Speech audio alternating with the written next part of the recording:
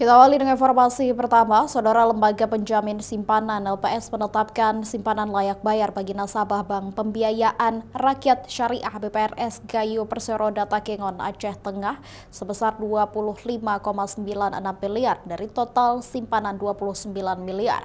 Penetapan ini dilakukan setelah Otoritas Jasa Keuangan OJK mencabut izin usaha BPRS pada September lalu. Lembaga penjamin simpanan bergerak cepat menyelesaikan pembayaran dana nasabah BPRS Gayo Perseroda pasca izin usaha lembaga keuangan itu dicabut izin usahanya pada September 2025 lalu. Saat ini yang telah dinyatakan simpanan layak bayar sebesar 25,96% dan ada 3,6 miliar lagi yang sedang dalam proses verifikasi dan rekonsiliasi oleh tim LPS. Kepala Kantor Perwakilan LPS 1, Muhammad Yusron mengaku proses pembayaran sudah dilakukan sejak pertengahan September 2025 lalu.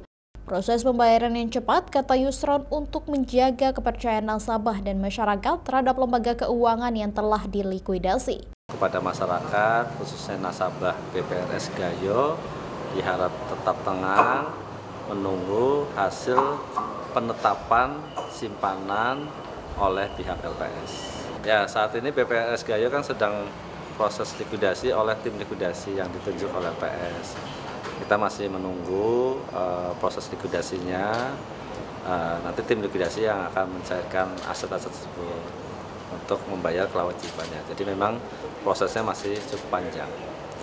Sebelumnya, Lembaga Penjamin Simpanan juga melaksanakan pembayaran klaim penjaminan pada 3 bank yang telah dicabut izin usahanya, yaitu BPR Harkat Aceh Besar, BPR Aceh Utara, dan BPRS Kota Juang Biren.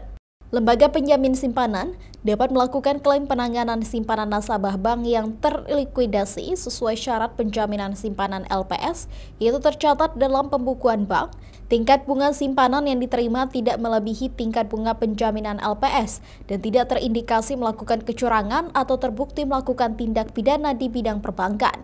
Sementara nilai simpanan yang dijamin per orang per bank adalah 2 miliar rupiah. Mustajab, Kompas TV, Banda Aceh.